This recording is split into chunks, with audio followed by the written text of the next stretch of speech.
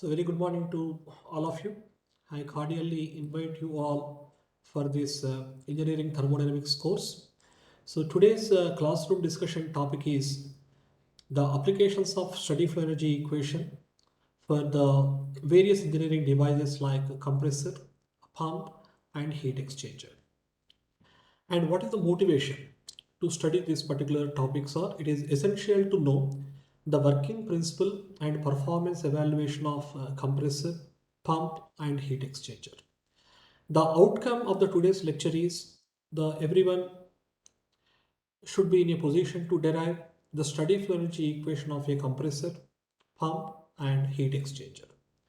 So in the previous classes, we discussed about the steam boiler, steam turbine, and the steam nozzle steady flow energy equation. So in continuation to the previous classes, the fourth important engineering device, now today we are discussing about the reciprocating air compressor. So for the compressors, how can we derive the steady flow energy equation? So now, what is the important parameter to be assessed in this particular the reciprocating air compressor? So that is very important one that. So that is here, normally we are assuming that the changes in the potential energy and the changes in the kinetic energy are neglected. So just you apply these changes into the steady flow energy equation. So then it can be reduced to H1 minus Q is equivalent to H2 minus W. So from which you can estimate so how much amount of the work is needed to drive the compressor, that is the W value. So similarly, it is the centrifugal compressor. So it is we know that compressors are classified into the reciprocating air compressor, rotary compressor, and the centrifugal air compressor. So here also in the centrifugal air compressor also, our interest is to find out how much amount of the work is needed to drive the compressor. That is the delta W value we have to find out. So it is also that the similar assumptions will be applicable for reciprocating air compressor as well as the centrifugal air compressors. But in the previous case, we neglected the changes in the potential energy and changes in the kinetic energy. But here there is only the potential energy is neglected. He considered the kinetic energy, but it depends upon the situation what is given in the problem. So if the kinetic energy is considered, then the steady flow energy equation will be something like this. So if the kinetic energy is also neglected, then automatically both the formulas will remain same. So next it is the centrifugal water pump, because we are using the pump to lift the water from our sump to the overhead tank. So here, what are the assumptions are there in this particular the steady flow energy equation of the centrifugal pump? So here we are assuming that there is no heat transfer, so Q is equivalent to 0, and there is no change in the temperature of the water because just we are lifting the water from our sump to the overhead tank. So the water will remain at the same temperature of the surrounding atmosphere. So that's why T1 is equivalent to T2. So you know that du is equivalent to mCV into delta T. So delta T is equivalent to 0 means delta U is equivalent to 0. So that's why U1 is equivalent to is a U2. So that's why the steady flow energy equation will be modified into like this. So from this we are able to find out how much amount of the work is needed to drive the centrifugal pump. So our intention is to find out the work which is required to drive the centrifugal pump. That is the W. So because the work is done on the system, that's why we have taken the W is equivalent to negative. The next one is the heat exchangers. So because the heat exchangers are nothing but heat is exchanged from one fluid to the another fluid. That is minimum basically you should have the two fluids, out of which one should be the hot fluid, another should be the cold fluid. So that is we have to satisfy the energy balance. That is the heat lost by the hot fluid is equivalent to heat gained by the cold fluid.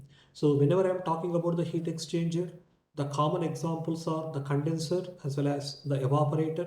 So how can we find out the steady flow energy equation for the heat exchangers?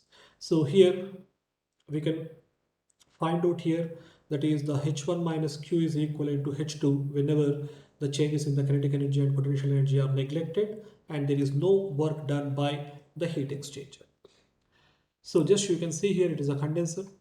So that is the water inlet and the water outlet, steam inlet and the condenser outlet.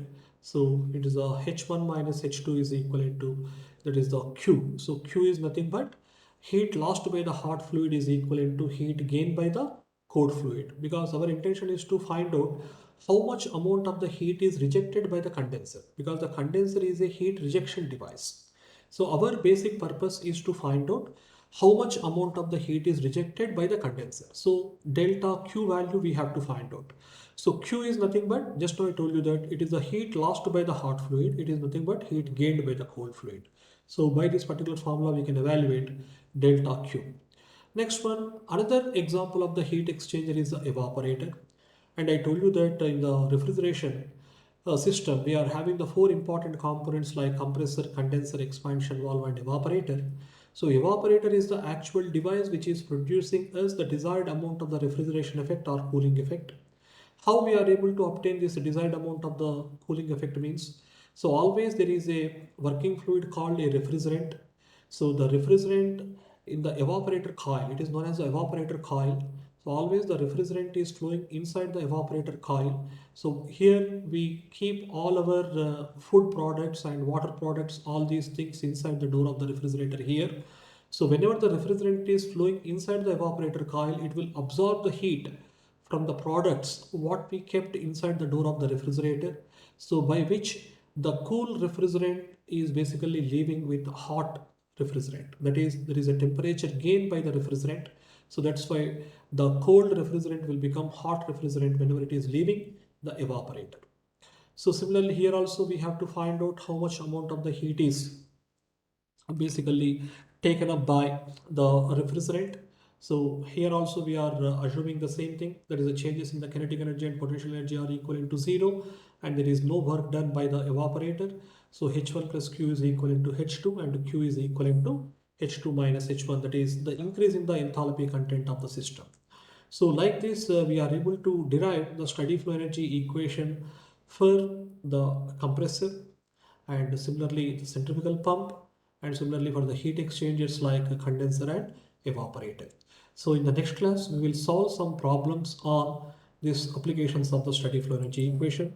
I hope the concepts are very clear to you, and in the next class you should be in a position to solve some numerical problems based on the steady flow energy equation. So thank you very much for attending this important class. Thank you very much.